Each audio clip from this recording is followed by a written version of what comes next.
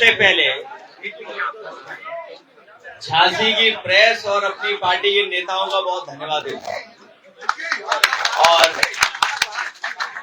Press के लोग तो देख रहे हैं और आपके माध्यम से हम लोगों की बातें बहुत दूर तक जा रही होंगी और कुछ बात ऐसी कह दें तो पूरा देश देखेगा, समझेगा। आज ये पावर है मोबाइल की, आपकी या टेक्नोलॉजी की पावर है। मैं आपका धन्यवाद देता हूँ। बहुत सारे कार्यकर्ता जो मेरे बाहर खड़े हैं, पार्टी के जिम्मेदार नेता कार्यकर्ता, मैं उन सभी लोगों का बहुत बहुत आभारी हूँ। उनके स्वागत का, उनके आने का और लगातार समाजवादी पार्टी की आवाज, पीडीए की आवाज को मजबूत बनाने के लिए मैं धन्यवाद देता हूँ। लेकिन बाटी चोखा खाने के बाद दोबारा नहीं बैठ पाए, एक साथ नहीं बैठ पाए दोबारा। हम तो ये मानते हैं कि रोज समाज के लोग खड़े हो जाएं तो क्या नहीं हो जाए बताओ। लेकिन पता नहीं क्यों घबरा रहे हैं वो डिप्टी सीएम। और चोटी नहीं, बल्कि सोचो क्या किस तरीके से अपमानित होना पड़ा शंकराचार्य जी को हमारे। उसके बारे में क्या कहेंगे वो? उनके पास कोई जवाब नहीं है। ये सब खाना पूर्ति कर रहे हैं। वो तो कहते हैं कि अखिलेश जी को बोलने का अधिकार ही नहीं है, पार्टी में शामिल हुए हैं। वो तो कहते हैं कि अखिलेश जी को बोलने का अधिकार नहीं, अखिलेश जी ने कोई लाठी चलवाई। हाँ, ये बात तो देखिए, ये भी कंफ्यूजन दूर होना चाहिए। उस समय पूजनीय अभियुक्तानंद जी शंकराचार्य नहीं थे और वहां कम्युनल फोर्सेस, जिस जगह ये पुलिस को लाठीचार्ज करना पड़ा था, वहां पर दो गुट थे। दोनों गुट इस बात के लिए आगे बढ़ रहे थे कि कम्युनल कौन ज्यादा है। तो पुलिस को कानून व्यवस्था को रोकने के लिए वो हादसा हुआ। और जब हादसा हुआ, जब मेरी जानकारी में आई बात, तो मैंने कार्रवाई की उन अधिकारियों पर, नंबर 1। नंबर 2, दूसरा, जो इनसे पहले पूज्य शंकराचार्य जी थे, मैं जब उनसे आशीर्वाद लेने गया तो जो बात उन्होंने ये रखी तो मैंने माफी मांगी, अपनी बात को खेद प्रकट किया। तो मैं कहता हूं मुख्यमंत्री जी को क्या फर्क पड़ता है माफी मांगने? अगर कभी कोई गलती हो जाए तो मैं समझता हूं माफी मांगना बड़ा साहस का काम है। और वो भी पूजनीय शंकराचार्य जी से आशीर्वाद लेना और माफी मांगना, उसमें इनका क्या नीचा जाता है? और सोचिए क्या सर्टिफिकेट मांग रहे थे। आप बताइए, हमारे यहाँ तो बाबा कैसे बनते हैं? कपड़े पहन लिए बन गए बाबा। गांव में है हमारे यहाँ बहुत सारे लोग, लेकिन जब वो धारण कर लेते हैं तो हमारी सोच और दृष्टि बदल जाती है। उसके प्रति हम सम्मान से देखने लगते हैं। ये हमारा परंपरा है, ये हमारी हिंदू और सनातनी परंपरा है कि अगर किसी ने धारण कर लिया पीतांबर या गेरुआ वस्त्र, तो उसी समय से हम उसको सम्मान की दृष्टि से देखने लगते हैं। लेकिन बताइए, हमारे मुख्यमंत्री क्या बोल रहे हैं कि शंकराचार्य जी अपना सर्टिफिकेट लाए, और इन पे अपना खुद का सर्टिफिकेट नहीं है। बताओ, योगी का सर्टिफिकेट किसने दिया इन्हें? जब योग करने गए, एक टांग पे खड़े हुए, तो बताओ कैसे डगमगा रहे थे? कहाँ का सर्टिफिकेट था इनका?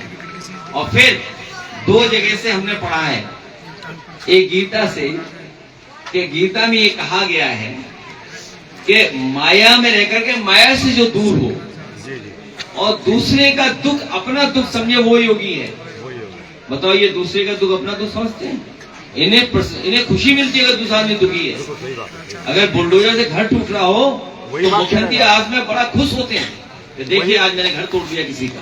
माननीय वही बात कह रहा है। एक मिनट। और दूसरा, गुरु नानक जी ने कहा कि कपड़ा पहनने से और वस्त्र पहनने से और कान छिदवाने से कोई योगी नहीं हो जाता है। अगर ये बात गलत है तो बताइए।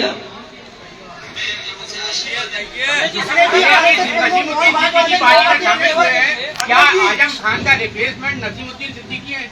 आदरणीय आजम खान साहब का कोई रिप्लेसमेंट कोई नेता नहीं कर सकता।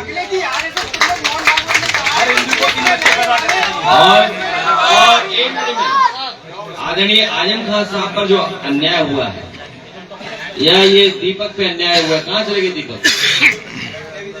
नहीं बैठे हैं भैया, तुम तो आग लगा दो। बीजेपी के हो गया अरे खुशी है वहाँ पर।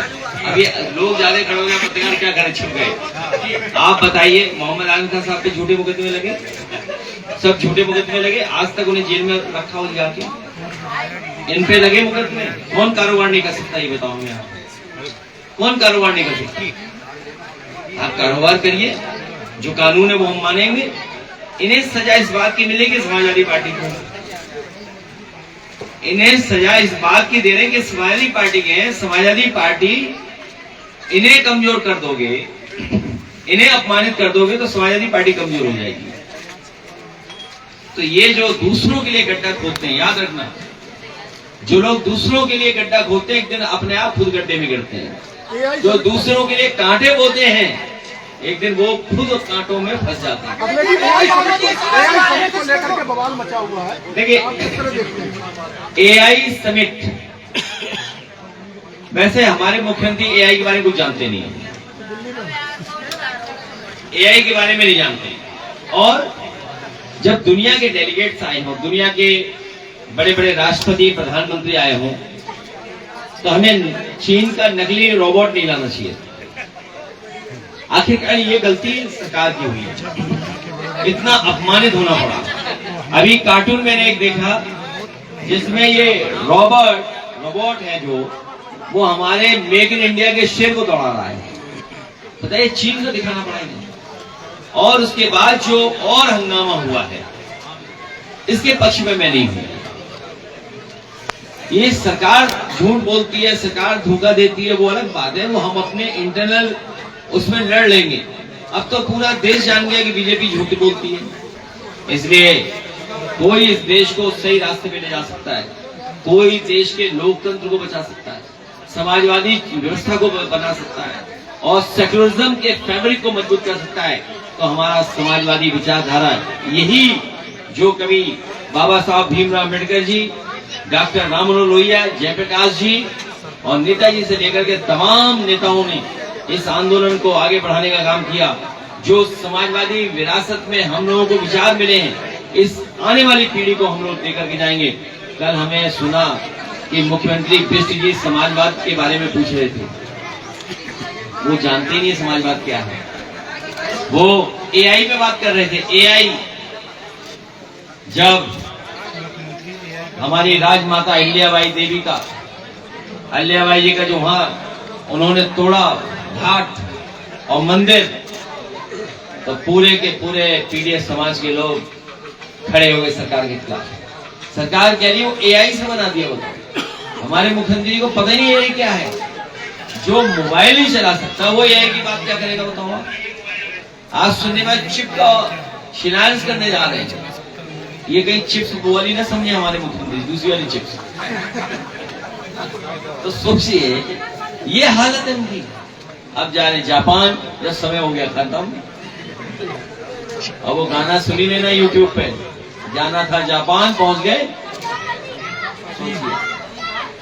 प्रेस का बहुत धन्यवाद।